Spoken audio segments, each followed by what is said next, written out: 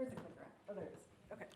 So, I'm sure most of you know who CERB is, what we do, how we function, what all that looks like. So I'm just going to do really high level for anybody who's new in the room, who maybe lived under the rock or something like that, doesn't know what we do. And then I'm going to talk about what working a project with our project development staff looks like, what that process is, and then my good friend Jennifer and Carol from the Port of Woodland are going to talk about their experience with CERB staff and funding and all that kind of stuff. So hopefully it's the right presentation. It's like my 5th presentation this week, so we'll just talk to whatever's up there. So who is CERB? CERB was built in 1982 by the legislature to help our local governments and tribes fund public infrastructure to support private industry, to help them create jobs, to help them leverage private investment, and to help increase tax revenue. Our board is 20 members. There are 6 small and large businesses across the state. There's a port member, a county member, a city member, that's a lot. An economist, general public, tribal member, 4 legislators, and then 4 ex officio members, which are advisors from revenue, transportation, commerce, and employment security. So, as I mentioned, CERB is designed to finance public infrastructure for construction to support private businesses and development. So I will tell you, ports are our biggest stakeholder. We've done 426 projects in 37 years, and 196 of them have been with ports. So you are our people. And then we also assist local governments with economic development planning. These are all of our eligible jurisdictions, which you can see is pretty much everybody who's a local government. Planning grants, we can do up to $50,000 per maximum planning grants. For $25,000, it's for projects that are not traditional CERB construction projects. They're like Lincoln County looked at their fairgrounds. They only used once a year. They want to figure out what they could do to generate revenue there. So they're probably not going to bring in into industry or manufacturer there. And then $50,000 are for planning grants that could lead to CERB construction, like master planning, all that kind of stuff. So I'm not sure if this is the right one. We'll see. We'll see if we get there. If not, Jennifer and I'll just wing it. So planning grants, you can see tons of different things we can do. Pretty wide variety. We do have minimum requirements for economic development, looking at like market analysis, what kind of industries could be recruited, what kind of infrastructure is needed, where you could find funding, and the like. So that's kind of the common thread between all our planning. Construction. We have 2 main construction programs. Committed private partner, you have a business that is on your property and wants to expand, or they want to move to your property, or you would like to retain them in the state of Washington, but they need some kind of public infrastructure, whether it's water, sewer, rail spur, broadband, pretty much anything. So we could go up to $3 million for that project. And then prospective development, you've done planning, you've decided if we develop this piece of property, then we could recruit an industry. That's up to $2 million. So one thing, and I'm not going to spend too much time on it, but one thing I want to talk about, if you've not applied to CERB because you don't think you can meet median wage, we need to talk. Because it's a projection into the future of what we're talking about. We're going to compare today's apples to future apples. So if you've not applied in like 10 years, I'm going to tell you Leslie Wolf and I are coming out to talk to you. We're going to convince you can do CERB projects with us. So prospective development are for rural counties or rural communities. Our rural communities are small cities and towns, population 19,999 or less, and all federally recognized tribes in urban counties. So, all right. So as you can see on the left, it's all the activities that we can pay for, wide variety, and then the system improvements are on the right. So we have a huge net of what we can pay for infrastructure, just a really small niche of why. So everything we're going to pay for is, immediately or eventually going to benefit private industry and help them create jobs. Okay, what CERB cannot do, we can't finance projects for retail development. So downtown corridors are not our book of business. Service industry, not our book of business. We can't facilitate gambling. We can't displace jobs from one side of the state to the other. And we can't help you build something in somebody else's jurisdiction. Okay, I think we actually do have the right one. Okay, whew, good. Okay, so technical assistance, what does that look like? So a community has an idea. the crazier the better. I like thinking outside the box. CERB is built to be super creative and nimble. So I tell people, I don't know until you ask. I had, years ago, I had Yakima EDC call me and say, hey, can you do hospitals? I don't know. Is it a private hospital? Is it a nonprofit? Yeah, we can do that, as long as it's not public. Everything we do is for that private side. So you call us, you tell me your crazy idea. If it fits CERB, we figure out which program, we figure out project readiness. So a lot of times a community will call with their crazy idea. Planning might be their first step. So we get them ready for planning. Once planning is done, hopefully we can get them ready for construction. But the reality is, we're committed to you from the very beginning to the end. So don't think that you're gonna call and then you're on your own. We help you get ready, we help you with the application, we help you get ready to present to the board, we help you get ready to go to contract, we help you pay your bills, and then you help us track the projects for 5 years after completion. So really, when you start a project with us to the end, that one project, you're gonna be with us for 10 years, so you will be our best friend. The reality is, I will tell you, as Jennifer will show you, once you come to us for one project, you're in for life. Like, you're gonna keep coming back for every project you can fit with CERB. So next steps. We've decided it's CERB, you know the program, you're ready. So we'll generally come out and do a face-to-face meeting, especially if it's a construction project. We wanna walk the dirt with you guys. We wanna see what your vision is and where you're going and what that looks like. And if the project's funded, how that helps your community, who the business is, kind of what their kind of view is on helping build their own community and raise up their workforce and stuff like that. So again, we help you get ready. So then we'll say we're 12, 16 months down the road and we're ready to get to application. So staff will talk you through everything you need. I'm hoping there's no consultants in the room because this is when they get really hurt.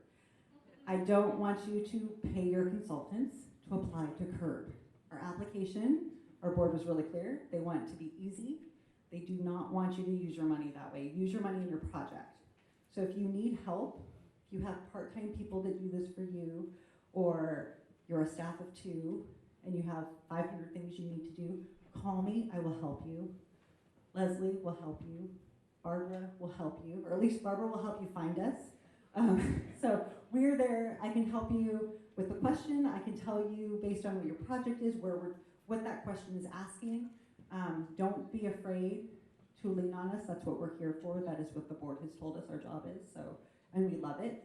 So applying. Applications are due 8 weeks prior to each meeting. And staff works with you to vet the application. And I heard Jennifer tell me this earlier this week in Wenatchee, as she was telling somebody else. Janea will threshold you over and over and over until you get it right. She'll keep sending it back and say, this is what we need. And she also said, if you can get through Janea with threshold, the board is easy. And thankfully, my board chair, who is executive director of Port Pasco, I made sure he wasn't here. Because he's like, we try to make it hard for them. We try to make them work for it. I'm like, no, you don't. So it's probably true. We don't even let you apply until we think you're ready. I don't take you to the board until I think the board's gonna say yes. I have a pretty close to 100% approval rating with the board, and I like to keep it that way. So we're gonna work the project until you're ready, because we want the right project at the right time for you guys. So now you've applied. We've got through threshold. I did what we call our project analysis, which is just a snapshot of the project, a little bit of local information from employment security, a little historical information out of our database about past projects you have done or other projects in your county. That gets sent to the board. They get a copy of that. You get a copy of your application. The board meets every 2 months to review projects. They approve projects 6 times a year. And they come and they read everything. So when I'm working with you, I'm kind of putting on all their hats. Candace, mom, city council member of Spokane.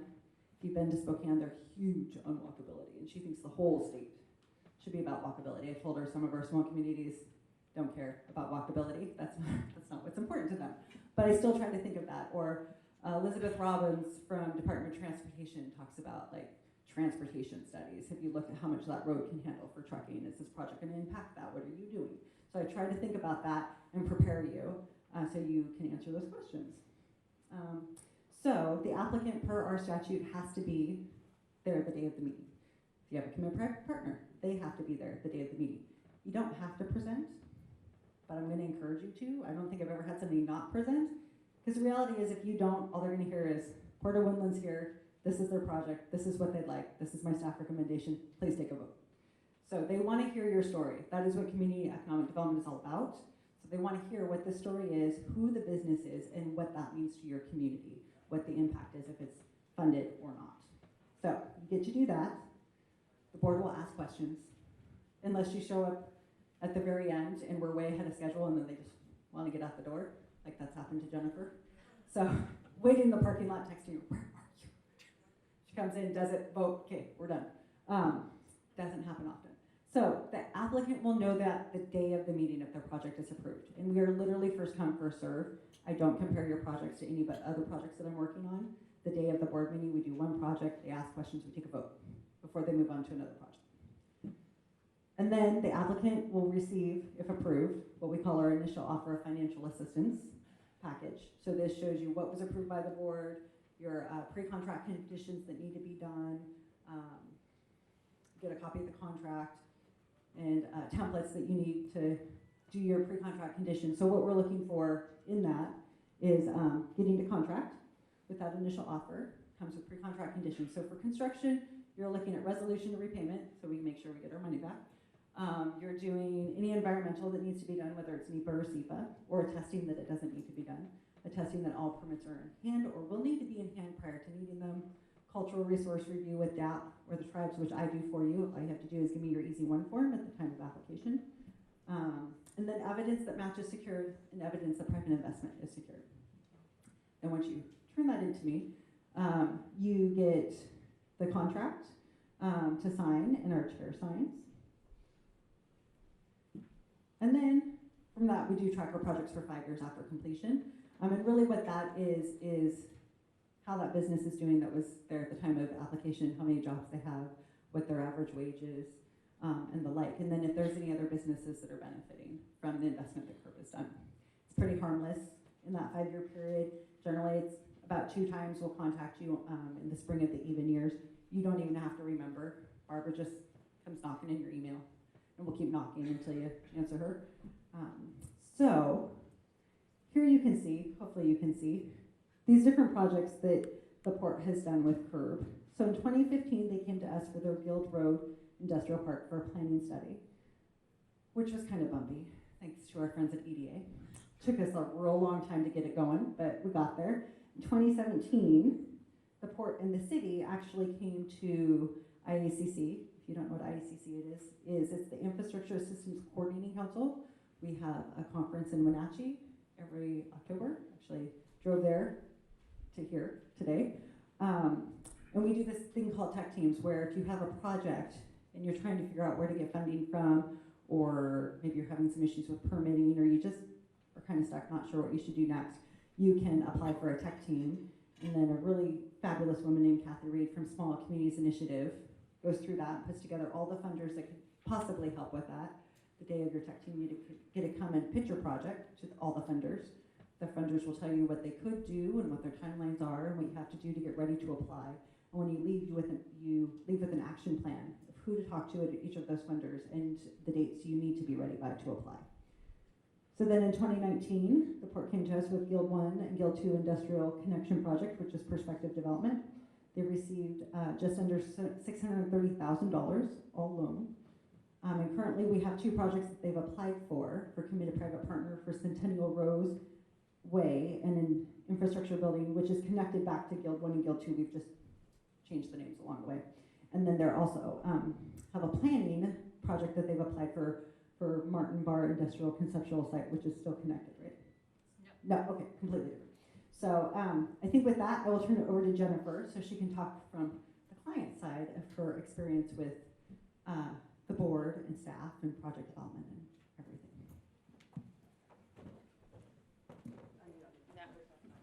So when Janea says you become best friends, you do. You talk with her about every idea. When I started in 2014, we were looking at doing an incubator on one of our 8 acres. Brought her down, we looked at some options, we were looking at buying another property and bringing in one of our tenants, relocating them from another property, doing some weird things, like she mentioned, you have a crazy idea, it's great to pitch it to her. She said, this is eligible, this isn't. So from there, we ended up buying some property, additional property, and that's where it was really, I can't stress enough, if you can go to IACC and do a technical team, it is incredibly helpful. We had some challenges with our 2 industrial parks and the fact of getting infrastructure and working with our city and trying to plan not only for our infrastructure, but the city's infrastructure for industrial area, about 460 acres beyond our property. And so working with Janea and working with the tech team and trying to figure out who funds what, where each partner goes in is very helpful, because really what it needs to come down to is we couldn't do the project on our own. We had to work with the city on this. So when we went through all the prospective development for 2019, this is literally to bring some water, sewer, roadway to connect our 2 industrial parks. What we found is we had to change the name because I was starting to get permits, and the city actually was messing up the names of GAL 1 and GAL 2, so we changed the names to make it a little bit easier. I will note she forgot to put one project on here, our broadband. Oh, I did. Yes, we. Because I was just talking about core stuff. Oh, I actually okay. forgot to say how we actually met was my county representative on my board, Mike Karnofsky, actually took me down on a tour of a whole bunch of different projects, but that's where Yes. Jennifer and I connected the first time. So Janea's really walked us through of like, hey, I want to build 2 industrial parks at the same time. Kind of aggressive, kind of crazy. Said, we can do this. And we've applied to EDA, which is a little bit difficult of a funder, as she mentioned. And CERB's really willing to work with you on that. We had a delay of almost 2 years just to meet the requirements for our EDA planning. For their 100,000 took us 2 years to get through all the requirements. And Janea and the board, we were very appreciative, helped us with getting extensions, and they made it seamless for us. And you know, we come from we're a 2-person office, and so to apply for this funding and go through this process has been the easiest, because as she said, she marks the threshold. And so if you can get through her and all of her questions, and from the crazy idea to, I need to know how many linear feet you need of this, because that's the stuff that the board's gonna ask. And with the board meeting, the first time I went, she didn't tell me much about the board meeting. So I show up and I do my 15-minute presentation, and I'm staring at all these people and I'm answering their questions, and then she goes, okay, we're gonna call for the vote. I'm like, what? You're gonna literally vote in front of me. And I'm starting to sweat, I'm getting nervous. I mean, hold on a second, what happens if they vote no? I'm gonna start crying in front of everybody. I mean, how do I go back to my commission and say, they voted in front of me, I screwed up and I didn't get the money. And they voted for it and I still cried. So, I was so happy that I got that grant of the $50,000. This time, I pitched it to her. I was like, hey, I'm going to apply twice this year.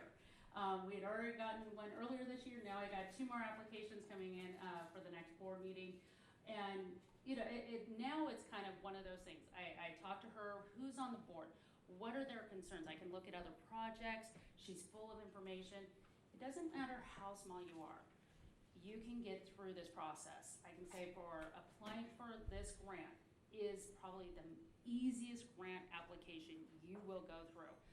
In my previous life, when I worked for a council of governments, my job was to apply for grants for I worked for 52 different agencies, cities, counties, ports, all different.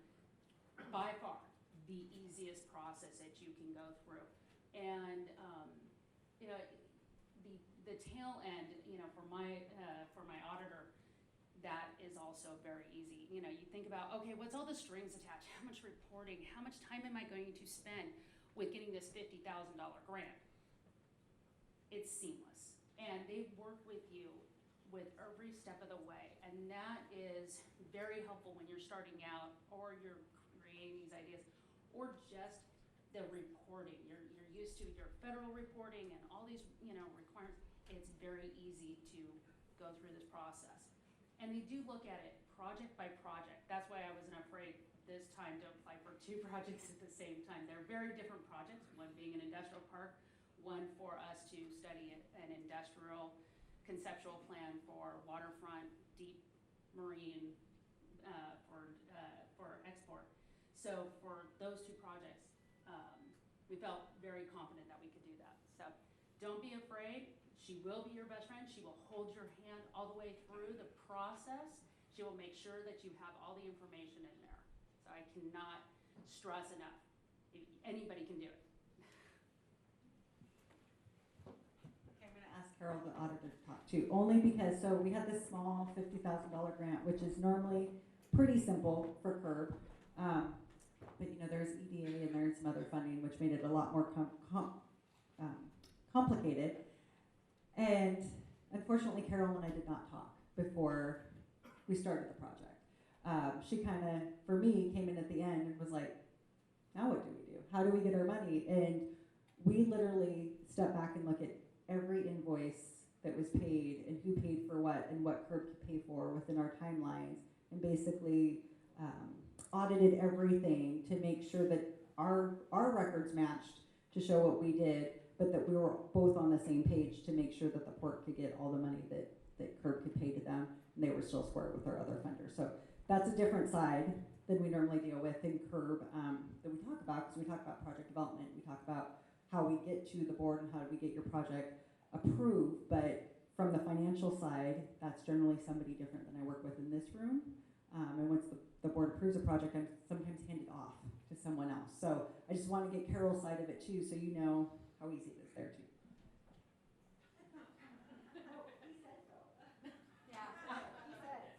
Found out about this at lunchtime. You're supposed to tell me yesterday. Surprise. So this project the first project we did for CERB many years ago, I was brand new and not stupid, but maybe ignorant to know what I was doing wrong or right. But this last project, it's EDA funds, CERB funds, and county funds. And there's a portion that EDA pays of each invoice, the rest of it CERB can pay. Then there's our portion. So there was 4 funding aspects for, what was that, $100,000 or something? $219,000. And so it was very confusing. And Jennifer and I are right when we say, Janea holds your hand from the moment you call her to the final Excel spreadsheet that you send in to close out your funding project. But this one was just extremely confusing, but I was able to cry and say, I don't know what I'm doing. Janea graciously looked at the spreadsheet, worked with me, and we got it through.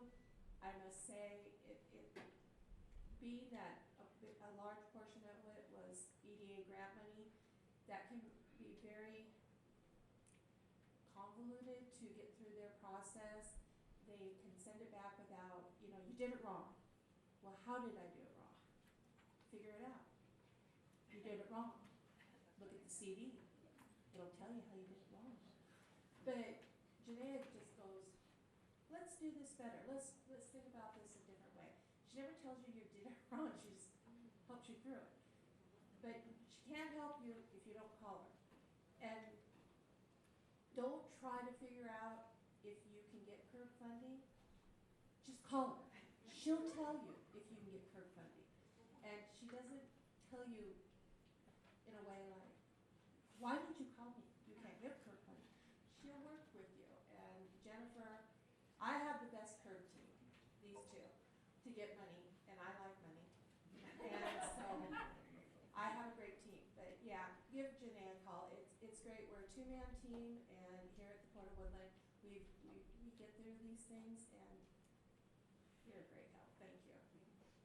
I did not pay anybody enough.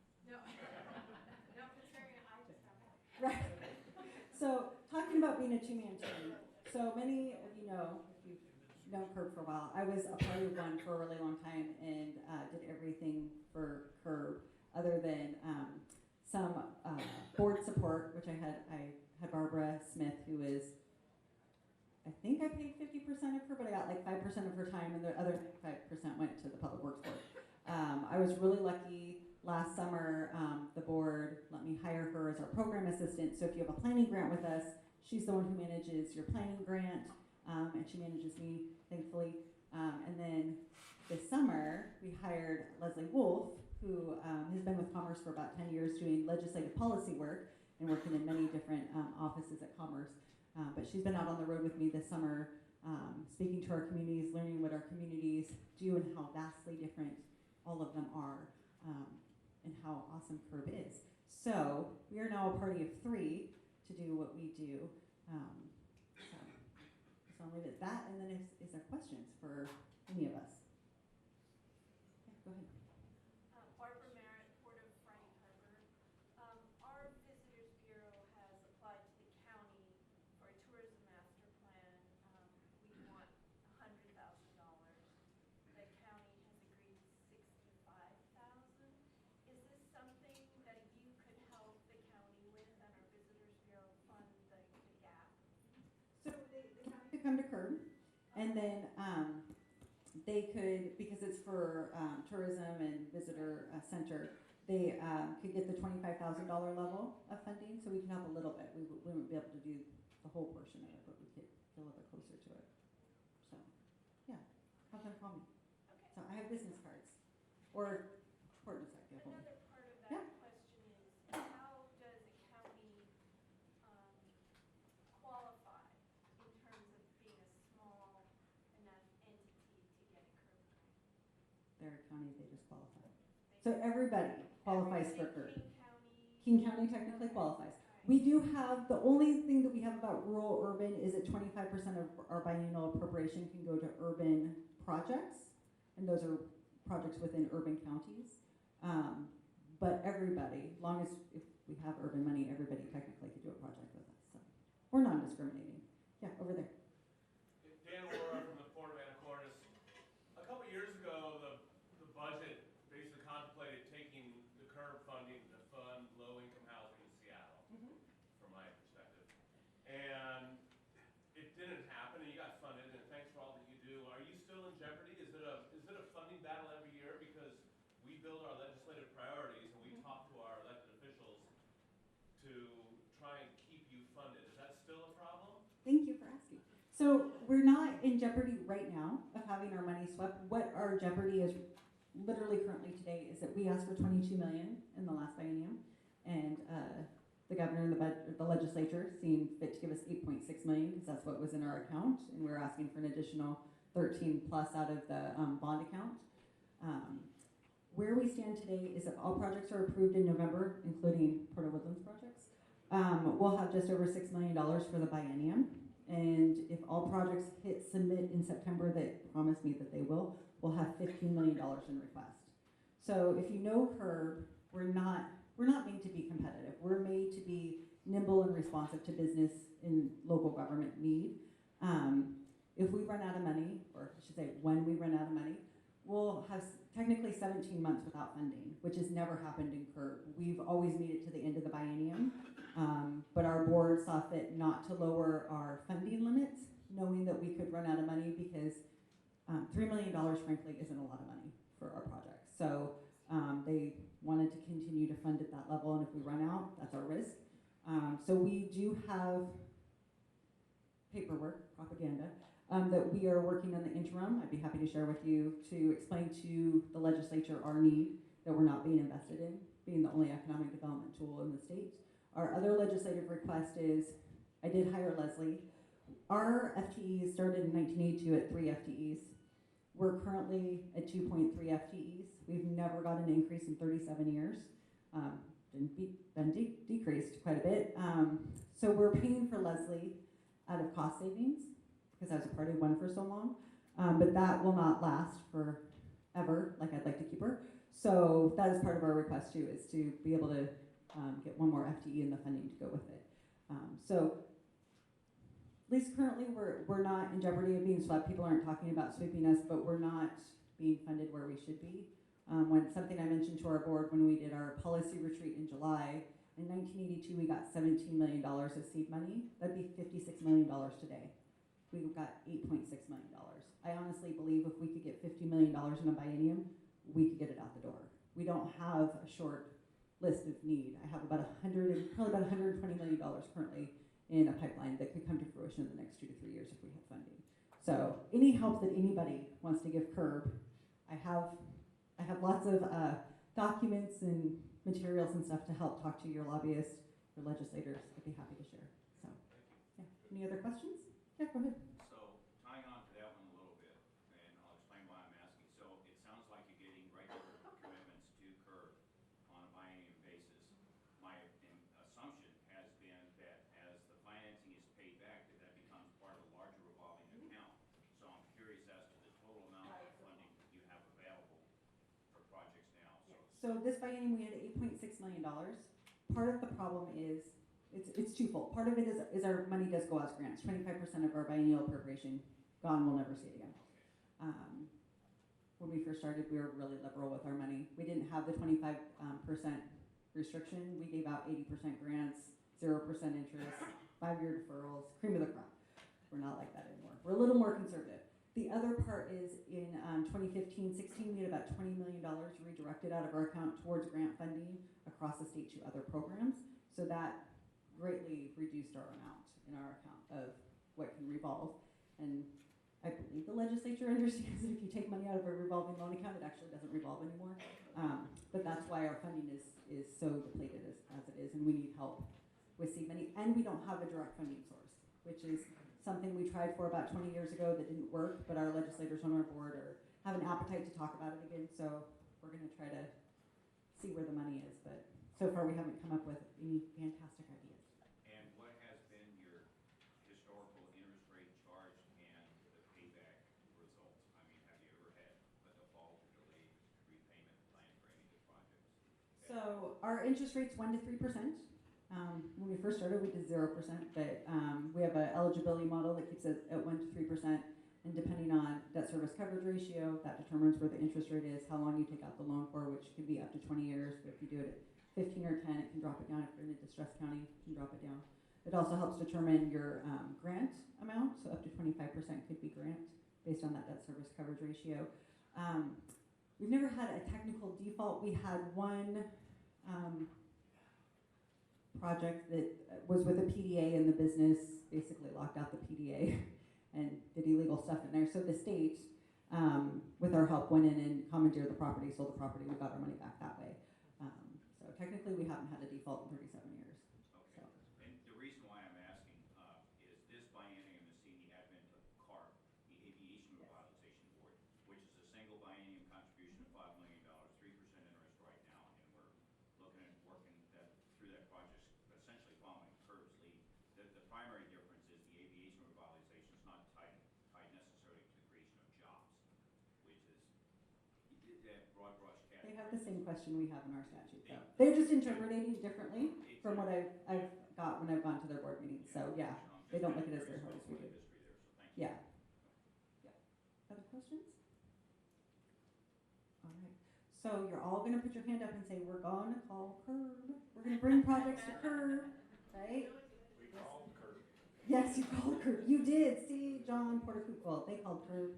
So pinky swear you all call CERB to do awesome, great projects in the future. So Leslie, Barbara, and I, we're all here until tomorrow. So if you have questions, please come up to us. There's James. Thank Are we you. done? Thank you. Thank you.